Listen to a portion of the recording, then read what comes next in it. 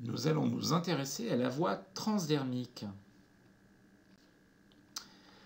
C'est une méthode d'administration de certaines substances ou médicaments qui consiste en une application locale sur la peau. Le produit va se diffuser dans tout l'organisme à partir de cette application et durant une période déterminée. Comme vous pouvez voir sur le schéma ci-dessus, pour l'application d'une pommade, nous avons un pic de libération de produit, puis la libération du produit va rapidement s'estomper dans le temps. Pour un système transdermique, vous voyez que l'application du produit est beaucoup plus régulière dans le temps et peut aller jusqu'à 24 heures. Il y a des prérequis à l'utilisation de la voie transdermique. En effet, toute substance appliquée sur la peau est susceptible de pénétrer le derme et de se retrouver dans la circulation sanguine. La perméabilité de la peau peut varier. Les paramètres suivants peuvent influencer le degré d'absorption de celle-ci. Le site d'application. On le sait, l'absorption est faible aux endroits où la peau est fortement kératinisée, comme la plante des pieds ou la paume de la main. A l'inverse, elle est beaucoup plus importante aux endroits où la peau est fine. L'état de la peau, l'existence de lésions comme des brûlures, augmente l'absorption. De plus, si la peau est lésée, il faut absolument mettre des gants de soins non stériles à usage unique. Enfin, l'âge, l'absorption de la peau diminue avec l'âge, elle est donc plus importante chez le nouveau-né. En conséquence, il faut être très prudent avant d'appliquer un médicament sur une peau lésée ou chez l'enfant. Cela va permettre de minimiser les risques d'effets indésirables locaux ou généraux. Exemple, les dermocorticoïdes, sauf avis médical bien sûr, ne peuvent être appliqués sur une plaie. Un mot sur la conservation. Il faut bien entendu respecter les modalités de conservation définies par le fabricant ou la pharmacie. En cas de non-respect de ces conditions, ne pas utiliser le produit sans avis du pharmacien. Il existe des pictogrammes indiqués sur les boîtes des médicaments et qui vous indiquent les conditions de conservation de ces médicaments. Intéressons-nous maintenant aux contre-indications générales à l'utilisation de la voie transdermique. Ces contre-indications dépendent des usagers, mais également de la substance médicamenteuse. L'inconvénient principal est bien sûr la réaction d'hypersensibilité, lors de l'utilisation de patchs, souvent due à l'adhésif. Les patchs ne doivent pas être appliqués sur la peau lésée. Certains facteurs doivent être pris en compte, tels que le facteur allergène du patient. Et bien sûr, toujours se référer à la notice, car les contre-indications sont spécifiques à chaque individu, pathologie, poids, et aussi à chaque médicament. Nous allons maintenant aborder le patch. Le patch ou dispositif transdermique ou timbre est un dispositif médicamenteux contenant un médicament destiné à être collé sur la peau. Il existe deux types de systèmes en fonction de leur structure, le type réservoir et le type matriciel. Le type réservoir associe une membrane polymère. Le réservoir est constitué d'une solution ou d'une suspension de principe actif dans un véhicule liquide. La vitesse de transfert du principe actif dans la membrane semi-perméable régule sa libération, qui suit une cinétique d'ordre zéro, c'est-à-dire que le principe actif est libéré de façon constante au cours du temps. Il s'agit véritablement d'un système à libération contrôlée. Le type matriciel constitué d'une masse polymérique dans laquelle est dissous ou dispensé le principe actif associé à un excipient liquide. Le pouvoir de diffusion du principe actif entre les chaînes polymères contrôle sa libération qui ne suit généralement pas une cinétique linéaire, sauf si l'on crée un gradient de concentration au sein de la matrice. Ce type de patch est un système à libération modifiée et c'est la peau elle-même qui est le facteur limitant la pénétration puis la résorption du principe actif.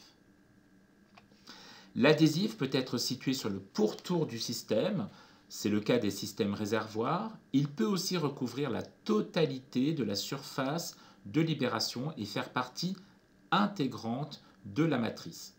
Ce dernier cas correspond à des systèmes dits adhésifs actifs, qui ont l'avantage de présenter une technologie simplifiée, une faible épaisseur et une grande souplesse, le rendant plus confortable pour le patient. Les sites d'application sont mentionnés dans le résumé des caractéristiques du produit et la notice. Il est important de vérifier cette information car certains sites ne doivent pas être utilisés. Exemple, on ne peut pas disposer un patch contenant des oestrogènes sur la poitrine et sur les seins d'une patiente. De plus, il est essentiel de toujours alterner les sites d'application du patch pour éviter les irritations locales. Chez les enfants et les personnes atteintes de troubles cognitifs, il est préférable de placer les patchs dans des zones ne permettant pas que les patients les décollent, les manipulent et les portent à la bouche. Le plus simple alors est de les positionner dans le dos. Le patch peut être placé sur l'abdomen, le dos, les fesses, la face extérieure de la partie supérieure du bras et pour finir sur le torse. Concernant le déroulement du soin, le patch doit être collé sur une peau glabre, c'est-à-dire sans poils, comme le dos, le haut du bras ou le torse. Une peau propre, sèche et non irritée, par le rasage par exemple, et également en évitant les plis de la peau. La surface adhésive doit être libérée en retirant le film protecteur et le patch doit être appliqué soigneusement en effectuant une pression sur toute sa surface. Avant d'appliquer un nouveau patch, il faut s'assurer que le précédent a été correctement retiré. Il est recommandé de se laver immédiatement les mains en cas de contact direct avec le principe actif. Il y a quelques précautions à prendre. Il faut toujours alterner les sites d'application du patch pour éviter les irritations locales.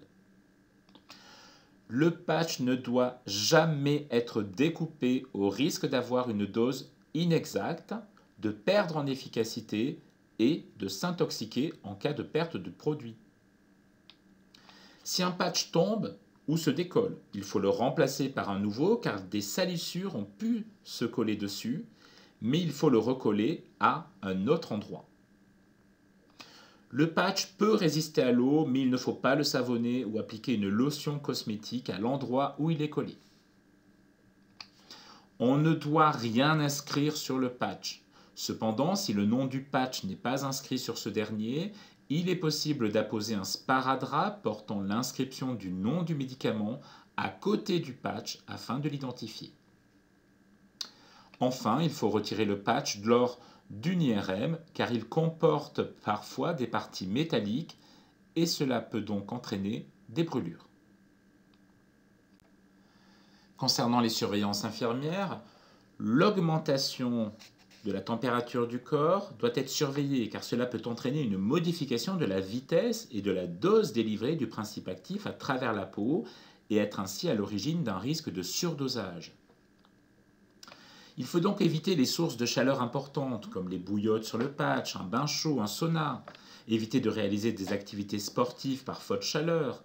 Éviter de s'exposer au soleil de façon prolongée ou sans protéger le patch par un vêtement. Nous l'avons dit précédemment, la présence de métaux dans certains patchs peut provoquer des brûlures lors de la réalisation d'une IRM. Il faut donc systématiquement informer les professionnels de santé du port d'un dispositif transdermique avant la réalisation de cet examen.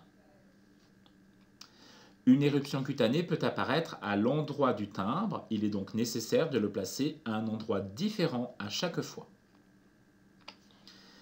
Il faut toujours marquer les observations que l'on a faites dans le dossier du patient et donc établir des transmissions. Nous allons nous intéresser maintenant à la pommade. La pommade est un médicament de consistance molle destiné à être appliqué sur la peau ou les muqueuses et qui est constitué d'un excipient gras contenant un ou plusieurs principes actifs. La pommade est un médicament dit topique, c'est-à-dire que l'action est strictement limitée à l'endroit où elle est appliquée. Dans le commerce, on trouve des pommades cicatrisantes, décongestionnantes, apaisantes, antimycosiques ou encore mieux relaxantes. La pommade libère ses principes actifs de manière transdermique afin de soigner différentes affections ou de protéger la peau. Concernant le déroulement du soin, vous devez vérifier la prescription médicale et vérifier l'identitovigilance. Réaliser un traitement hygiénique des mains, ouvrir le tube et éliminer la première pastille de crème à l'aide d'une compresse. Mettre des gants non stériles à usage unique, vérifier la propreté de la zone d'application. Chauffer le produit dans les mains, appliquer la dose prescrite en couche mince tout en malaxant la pommade pour une meilleure pénétration. Attendre quelques minutes le temps que la pommade imprègne la peau et pour finir, retirez les gants et vous lavez les mains. Vous effectuerez bien sûr vos transmissions. Les précautions à prendre, il faut éviter d'appliquer un produit de consistance épaisse sur des régions pileuses ou dans les plis. Cela peut provoquer un risque de macération. En cas de plaie, il faut utiliser un set à pansement. Il faut déposer la quantité de pommade nécessaire dans une cupule du set, monter la compresse sur la pince et prélever la dose de pommade. Appliquer la pommade. Si une nouvelle dose est nécessaire, il faut changer de compresse pour prélever à nouveau. Les formes multidoses, crème, pommade, sont à réserver aux soins d'un seul patient. Il vous faudra donc apposer l'identité du patient ainsi que la date limite d'utilisation sur le flacon ou l'emballage au moment de l'ouverture. Concernant la surveillance infirmière, il faut réaliser la surveillance selon les mentions du résumé des caractéristiques du produit et de la prescription médicale. Alerter le médecin si un problème particulier se déclare, notamment une rougeur ou une douleur. Tracer la surveillance clinique à l'aide du compte-rendu infirmier dans le dossier du patient. Intéressons-nous maintenant à la lotion. La lotion est une préparation liquide, pharmaceutique ou cosmétique obtenue par dissolution ou dispersion de principes actifs dans de l'eau pure ou alcoolisée destinée à être appliquée sur la peau. Elle peut être utilisée en application simple sur une peau lavée et séchée. Elle peut être appliquée à l'aide d'une compresse pour le confort du patient, mais également en pulvérisation ou en bain. Les lotions ne doivent pas être appliquées sur les muqueuses, les paupières, le visage, ni sur les yeux. Ce sont des contre-indications. Concernant le déroulement du soin, vous vérifiez bien entendu la prescription médicale et l'identitovigilance. Vous réalisez une hygiène des mains par lavage simple des mains ou traitement hygiénique des mains par friction avec une solution hydroalcoolique. Mettre ensuite des gants non stériles à usage unique. Les solutions peuvent s'appliquer sur les lésions suintantes après qu'elles aient subi une décrustation qui consiste à nettoyer les pores de la peau. Les lésions sèches, mais on risque à partir d'un certain nombre d'applications ce qu'on appelle la dessiccation, qui est l'action de dessécher. Le choix du principe actif va dépendre bien entendu de la lésion à traiter. Concernant les surveillances infirmières, elles dépendent du solvant et du principe actif utilisé. La plupart du temps, les solvants alcooliques sont mal tolérés, surtout si les lésions sont d'ordre inflammatoire.